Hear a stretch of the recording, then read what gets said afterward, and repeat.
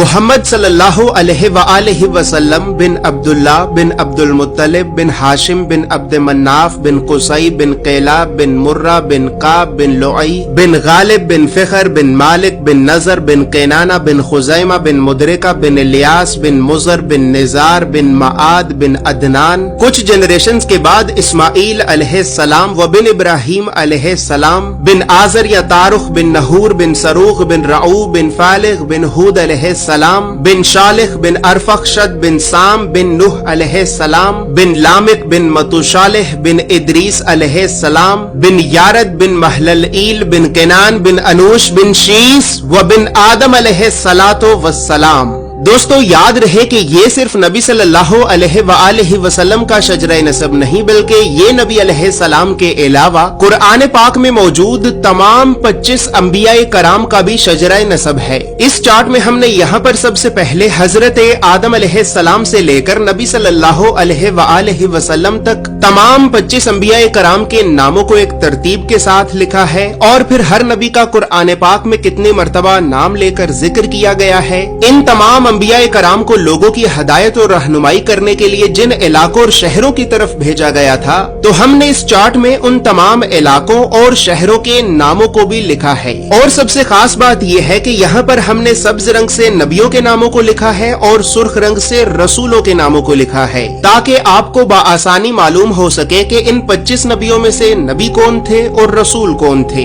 اس کے علاوہ اس چارٹ میں ہم نے اللہ رب العزت کے 99 صفاتی نام اور پھر ان ناموں کے نیچے ہم نے ڈیبیٹڈ پروفیٹس یعنی ان 10 نبیوں کے ناموں کو بھی لکھا ہے کہ جن 10 نبیوں کے نبی ہونے کے بارے میں تمام مسلمان علماء میں اختلاف پایا جاتا ہے کیونکہ ان 10 نبیوں کو قرآن پاک میں کہیں پر بھی نبی نہیں کہا گیا ہے. اس کے علاوہ چارٹ میں موجود سرخ رنگ 5 اولو العزم نبیوں کو ریپرزینٹ کرتا ہے جبکہ بلو کلر بنی اسرائیل کے نبیوں کو ریپرزینٹ کرتا ہے. اور اسی طرح 25 نبیوں میں سے 23 نبی ایسے بھی ہیں کہ جن کا ذکر قرآن کے علاوہ تورات زبور اور انجیل میں بھی موجود ہے. لہٰذا اسی وجہ سے ہم نے ان انبیاء کرام کے عبرانی اور یونانی ناموں کو بھی اس چارٹ میں لکھا ہے. اس چارٹ میں موجود تمام معلومات اردو اور انگریزی دونوں زبانوں میں ہی موجود ہیں. اور دوستو اب یہاں پر یہ بات بھی یاد رہے کہ ہم نے 1000 سال پہلے لکھی گئی کئی مستند اسلامی کتابوں کا مطالعہ کر کے 1 سال کی ریسرچ اور محنت کے بعد اس چارٹ کو بنایا ہے.